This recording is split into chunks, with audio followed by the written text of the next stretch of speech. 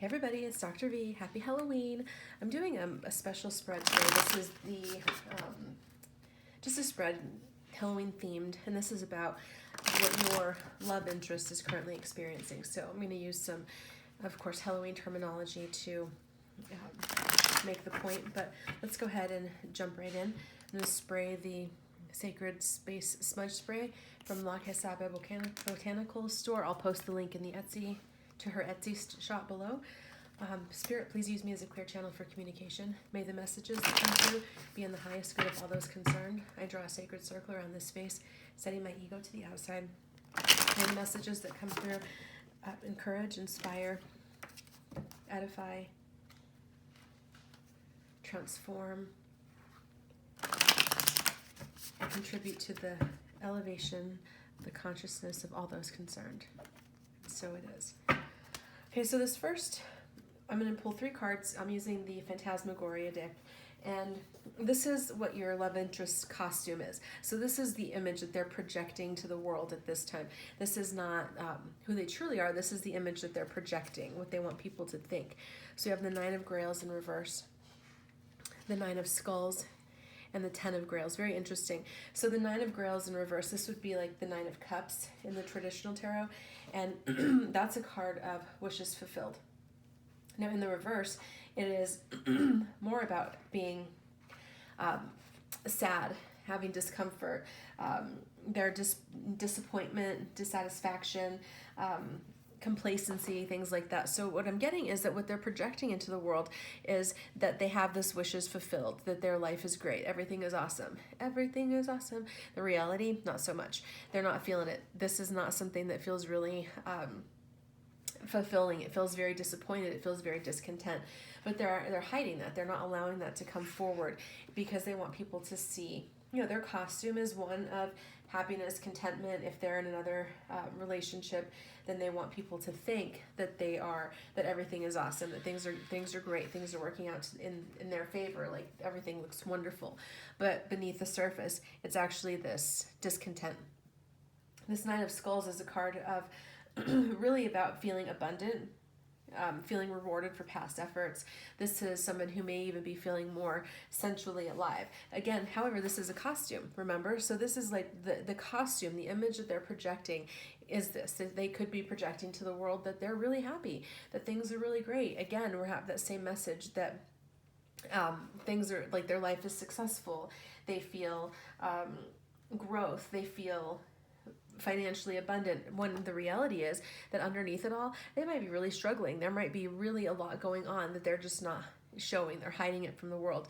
And we have this 10 of Grails, which is this is one of the happiest cards in the tarot. This is about happy home, happy life, things feeling really abundant, feeling awesome. This is, again, it's very similar to this. This is what would be called the wishes fulfilled. This is kind of the next step. That 10 is the end of a cycle. The 10 is the kind of fulfillment. So when it's in reverse, however, this this is again about discontentment, disillusionment, anxiety, worry, dissatisfaction, feeling constricted, feeling conflict. There's a whole lot of really being caught up in this negative atmosphere. So I'm really getting this clear image of somebody who is, the costume that they're putting out is this energy of things are great, my life is good, everything is, I'm exactly where I want to be, my wishes are fulfilled, I'm happy, my home life is great. The reality is that they're not really truly experiencing that. They're actually feeling a lot of discontent and a lot of, there's probably a lot of strife in their home environment, conflict with loved ones, conflict with colleagues, conflict just all around. They're just not projecting that into the world because they want the world to see them in a different light. So let's look at what is currently possessing them. That means what is their, what is driving them? Passion, what's the driving force? What's possessing them right now? Wow, we've got the Ace of Grails in reverse, the Lovers, and the Magician. Interesting. So the Ace of Grails, again, we're talking about cups. In the reverse, however, this is a fear of being rejected. This is someone who has been disappointed in love. This is somebody who maybe even a little bit emotionally unstable, who goes back and forth with their feelings, feeling uncomfortable, feeling a lot of unease, dis-ease, I guess is dis-ease is what I'm looking for. So what drives them literally is a fear of being rejected. So why they might be choosing the things that they choose, or maybe it's a safe road, okay?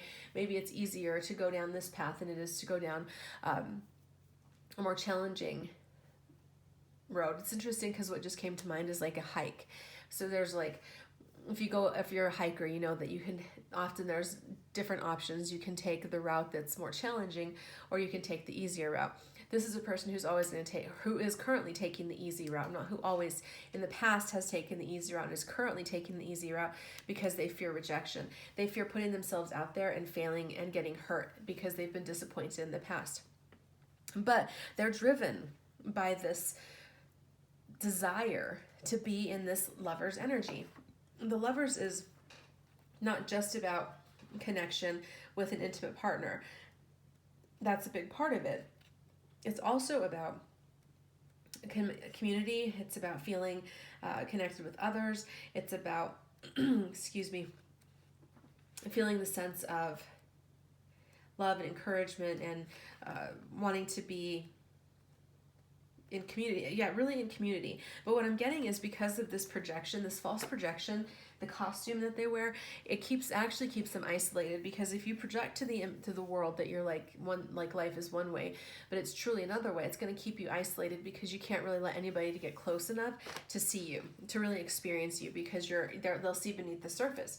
So and this is literally about like wanting to experience that deep love, devotion, that kind of bond that doesn't break. This is they really are driven by wanting to get into this like deep spiritual union. That's something that like really possesses them and pushes them. It's something that drives them. It's interesting because it's the thing that they most want is also the thing that they are resisting.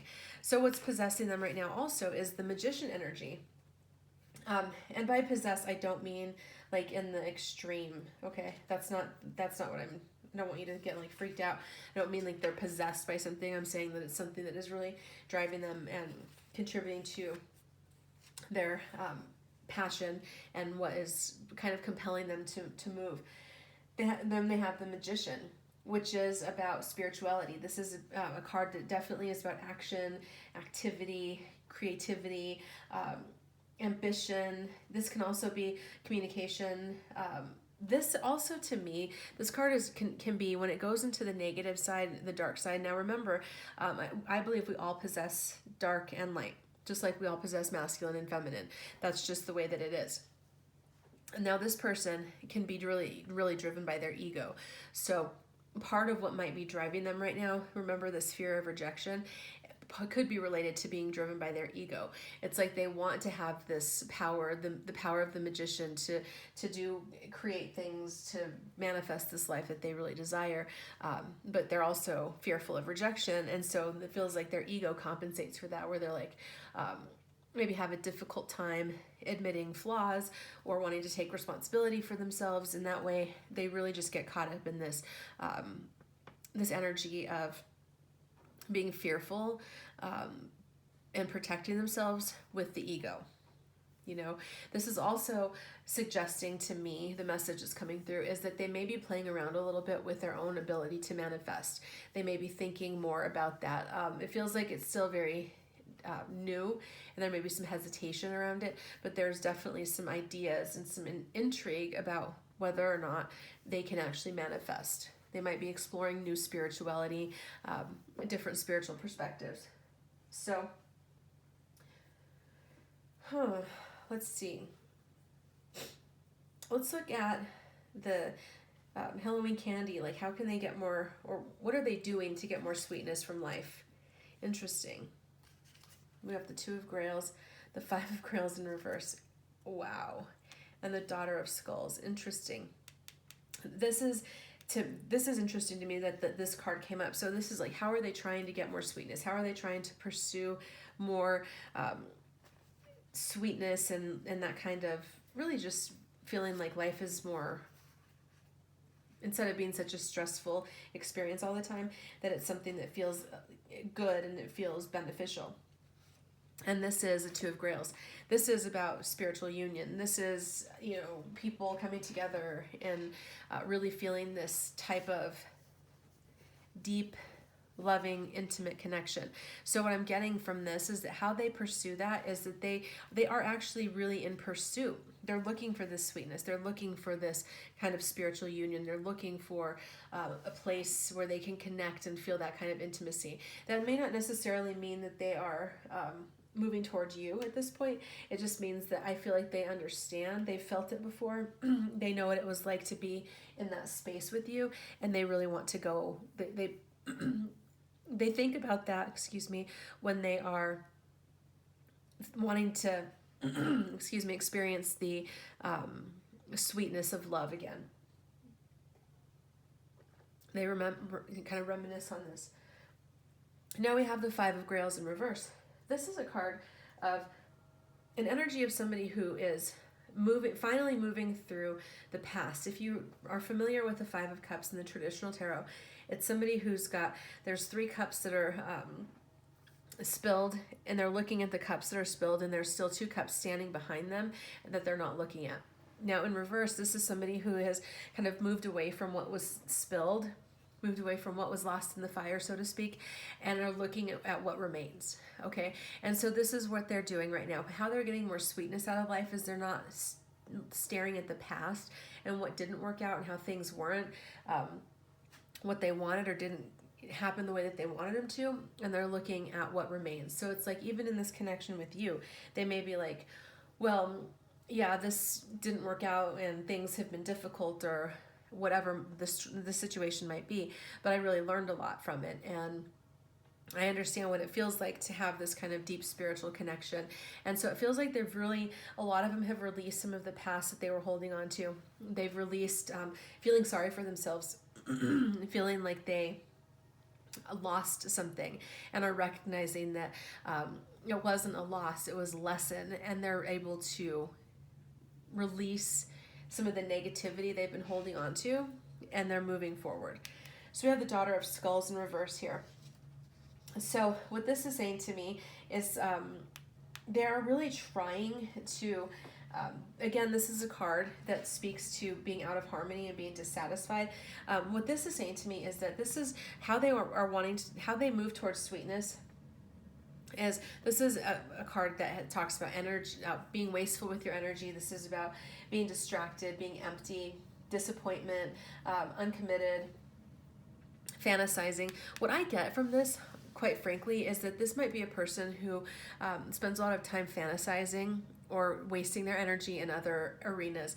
So that instead of really concentrating and focusing on this connection, on this spiritual kind of union, they may be a person who goes on like dating sites or something and spends a lot of time like chatting with people with no intention of actually doing anything. They might be somebody who wastes a lot of time on social media, who wastes a lot of time doing things that really have no long-lasting value, but they're keeping themselves distracted. It's unfortunate because they're kind of blocking their own progress right now, but it's a way for them to bring some sense of satisfaction. It is a distraction. What they're doing right now is a distraction. They're not really living out their truth and living their best life. But this kind of distracting energy, wasting time, being uncommitted to a path or to a certain course is actually helping them cope with some of the difficulties of their day-to-day living. So, I try to stay out of the space of judgment. It's super easy to get into a judgment space when you're like, a lot of people do it like, I don't understand this, or waste their time, this is ridiculous. And, we have to understand that everybody has their own path, and everybody has to go their own way. And so sometimes what may look like wasteful indulgences to us watching, it can actually be something that is providing them a sense of peace while they try to cope with their circumstances. So I want to look at, what are they haunted by right now? What's haunting them? Wow. We have the Lord of Scepters in reverse. The Devil in reverse. And the Hierophant. Wow. There's a lot of major arcana here. The Lord of Scepters is Wands energy. This is passionate forward movement. Okay, so this is what would be like the Knight of, this would be like the Knight of, the Page of Wands in the traditional tarot. So this is a card that's really about being like having some, taking action. This is a card of being dynamic. This is a card of being really taking steps forward and moving things ahead. Now, in this particular deck, however, this is somebody who is kind of maybe can be harsh, very egotistical. This is a card. This card came up earlier about ego. This is a card of ego. This is somebody who can be. What I'm getting from this is what's haunting them is that they let their ego get in the way. And that they might be a person who tends to have an overly developed ego that covers up in some deep-seated insecurities. That they might be a person who really at the core, feels very unstable, feels very uncertain about who they are and how they want to show up in life and how they're going to live their life and the choices that they have made and the choices that they continue to make. And so they compensate for it by trying to put out this image of themselves as being like, you know, super competent, super together. They may tend toward being oppressive, you know. And I think of oppression, if you've ever read any of my writings, you're probably familiar. I think of things that even like being deceptive in relationships is oppression, because you're taking away somebody's ability to choose their own life. And so this is what I'm getting, is that this is somebody who really behaved in ways, and what's haunting them is that they kind of understand that it was their ego and their fears and their inability to learn or to be humble and to admit that they maybe screwed up or that they did things wrong has actually contributed to them being stuck. So what's also haunting them is this Devil in reverse. This is a card again of ego.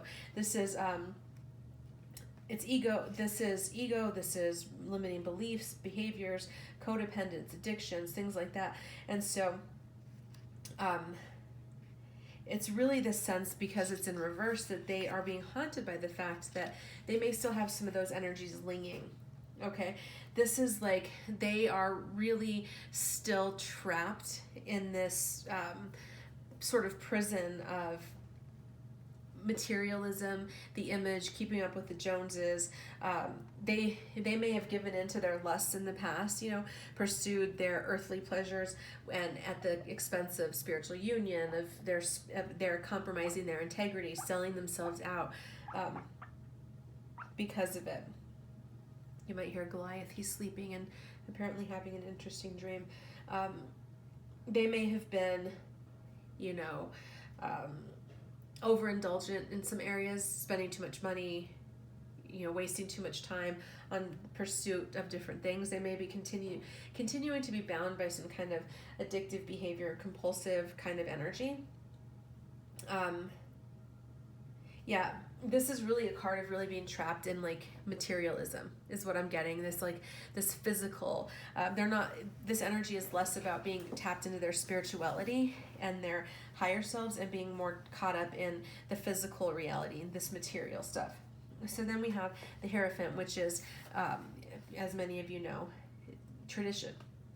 The Hierophant is about tradition. This is about somebody who goes in, this can be a card of like signifying traditional marriages, things like that. This is someone who can be considered like a spiritual teacher, spiritual guidance advisor. It's like your inner, your higher self, right? Your higher, more spiritual self that understands on a deeper level what's going on in life, as opposed to our limited human understanding. So what this is saying to me, because this is what's haunting them, is I really feel like they may be viewing you, the watcher, as someone who came into their life as a spiritual guide, as someone who was kind of shining the light for them, that was helping them to see things differently, see some areas that they might need to make some shifts. And it's haunting them because they recognize that because they gave into these other energies that they lost that connection. This can also be kind of an energy of feeling kind of haunted by having given into traditions, having bought into social constructs such as, traditional types of marriage or different religious beliefs that dictate people's behaviors. So there's definitely a lot of regret that they're feeling right now around how they engaged and chose to engage in this connection, letting themselves be bound by these limiting perspectives instead of going toward freedom. So how is it that they're going to banish that energy? Wow. We have the Death card, the Eight of Skulls in reverse, and the Four of Grails. Interesting. So here we have Death in reverse. So in the traditional tarot, this card would be suggesting that some, resisting change. It would be someone who is having a hard time letting things go, having a hard time allowing cycles to complete. And it can be that for sure, that they're just in a space where they're like not really wanting to allow things to transition. In this particular deck, this card talks a lot about the, is about pain. They have to, in order to move through this, in order to banish these fears, they've got to let go of their fear of transition, their fear of letting go. It's like people fear death, and the death of cycles, the things coming to an end because there are expectations. When something comes to an end, we experience loss, we experience pain. And so a lot of people will do things to avoid that kind of pain, avoid that kind of loss, because it's easier than it is to face that. That's why people think about, they expect relationships to last forever. They expect things like, and then they get disappointed when it doesn't. And so in order for this person to be able to really move through and banish all these fears and all these limiting beliefs, they're going to have to understand that everything comes to an end. Everything changes. Even if you have a relationship that lasts forever and that's a great, healthy relationship, it's going to change over time. Relationships transition and shift all the time. It's interesting because what's coming to mind as I watch this, I love to watch The Red Table with Jada Pinkett Smith and her family having pretty candid discussions. And she and Will did a video the other day about their relationship, their marriage, and they talk about how, like, at her 40th birthday, that she just, like, their entire marriage came crumbling, and they stayed together, but they're like, our marriage was over. We had to rebuild a marriage, a new marriage that was based on, authenticity and some different things. So they didn't break up, and it wasn't like, it was I'm sure very intense, but the fact of the matter is that everything shifts, everything changes. I was thinking about it over the weekend. I took my kiddos to the local amusement park, and every year at Halloween they have this thing called Trick or Treat Street. And this year, for the first time, they were too big. They're too tall, and so they couldn't go into it. And I was thinking, like, how childhood kind of dies a little bit every day, and like one day there's it's like they're just suddenly grown up and now they're too big to do this and this. But what they're holding on to is that they don't want things to change. They don't want to face the fact that everything comes to an end. And so they are resisting cycles shifting. They don't believe that they can grieve a loss and move forward. They don't have, they're struggling with accepting change or resisting change. It can be like that energy can easily warp into like feeling sorry for yourself, keeping a relationship on life support that needs to end, because you just don't want to face the loss. You don't want to face the transition. And it feels like that's what they're going to have to do, is face that things change, and you have to sometimes let them go. Now, this Eight of Skulls is about, it's the Eight of Pentacles in the traditional tarot. Now, in the Eight of Skulls in reverse, is, about being indiscreet. It's not paying attention to things. It's feeling like you're underachieving. Okay. Again, we're getting a message of wasted energies that are happening. Not feeling like you don't have enough time, feeling burned out, what I'm really getting from this is that this is a person that isn't spending a lot of time on frivolous pursuits. This is someone who might spend literally hours, like I said earlier, screwing around on social media or spending time doing that, and then getting behind on their work and then feeling like they're not advancing because they're constantly struggling to stay on top of things because they're wasting their time doing other pursuits, and then because of that they don't really get anywhere. They don't really move their life forward. And so they might have goals, right? Goals to write a book or goals to do different things that they never actually get accomplished because they're wasting too much time on other things, and then they feel like a failure. And so it's like this circular thing.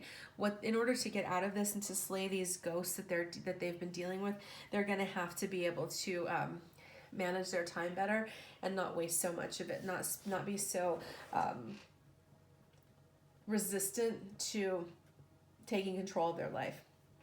Now this Four of Grails, this is a card of, if you look at it, it's like, he's feeding on her and she actually looks like she's kind of enjoying it. If you watch any vampire movies or TV shows, there is that kind of sense where people, it's like painful, but it's also blissful and ecstasy at times, and so it's just kind of this weird energy that people are experiencing. But part of this is that they do have to, if they're going to slay these ghosts and move forward in their life, they're going to have to let themselves experience what it feels like to really be loved, to surrender. I quote this movie quite often. If you haven't seen it, I recommend it. It's Fools Rush In. It's an old movie with Matthew Perry and Selma Hayek. But in one scene, the character that Selma Hayek is playing is talking to her grandmother. And her grandmother says, "You'll never know love until you surrender to it." And that's what this is. They need to surrender. They need to surrender, release things that don't serve anymore, and surrender to love, because that's really all that remains. That's all that there is. What do I want to do? I'm going to move this aside, and I'm going to pull some cards from the Halloween Oracle.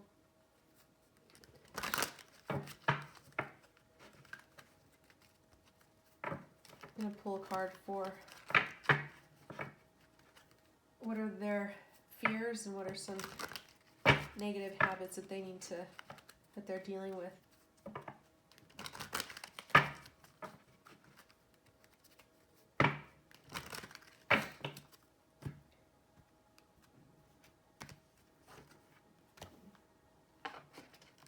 So what are some fears?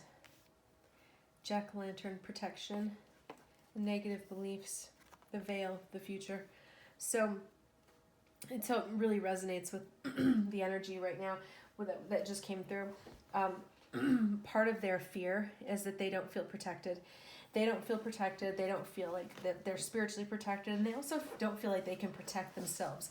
They might feel like they have done things in the past that have really left them unprotected, that have left them vulnerable, and so they fear that they don't have that ability. Now, negative belief is about the future. They have doubts about the future. They have doubts about whether they can create the life that they want, whether their things are going to work out for them, whether their life is always going to look the way that it is right now. So that's a negative belief, because they fear the future instead of intentionally create it. Instead of really spending time focusing on what it is that they want to have in this life, they focus on their fear. They focus on the things that limit them, and because of that, they're unable to really move forward in a conscientious, authentic manner toward the life that they really want to create. So let's move this aside, and I want to look at some final messages, which is how they're viewing you right now. I want to know how this person is viewing you.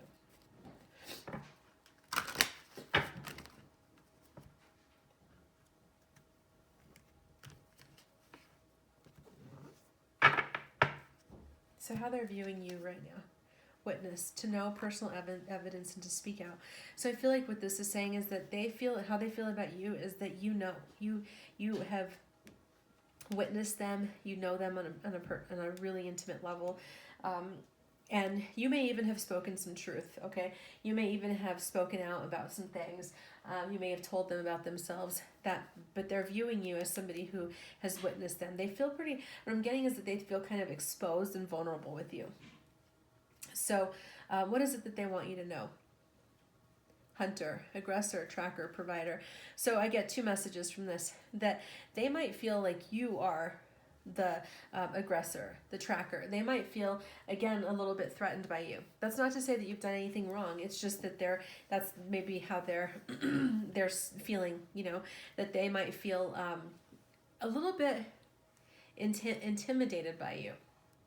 Now, it doesn't mean that you're intimidating or anything like that. Their experience of you is their responsibility, but they just may be feeling that kind of sense. They may feel like, even like with that tracker, they might feel like you have spied on them, or they might feel like you know more about them than they feel comfortable with. I don't know, it just feels like they might feel a sense of, just again, I keep getting the sense of vulnerability. They feel vulnerable around you. They feel like you've got some powers that they don't quite yet understand. So what's the final message that they have for you? Wow. Resurrection. Reprise, recovery, and come back. And look at that. It's a 44. So, I feel like what they're saying, honestly, is that things had to die. Remember that death card that came up? It's like they're recognizing that certain things had to die in order for there to be a resurrection. This comeback card is saying to me that they're ready for a comeback. They're getting ready for a comeback. What it's really saying to me, if this reading is resonating to you, is that they are contemplating coming back to you in some sense. They may be contemplating coming back to, just have a conversation. They may not be ready to, come back into full communication or full union or anything like that. But I do feel like they're kind of setting themselves up, preparing themselves for a comeback of some sort.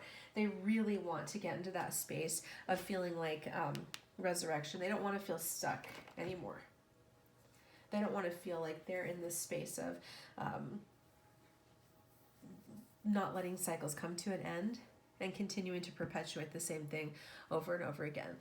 So, well, that is your special Halloween reading. Let me know if you have any questions. And if you'd like to book a private reading, all of the information on how to do that is in the description box. Take care. Bye.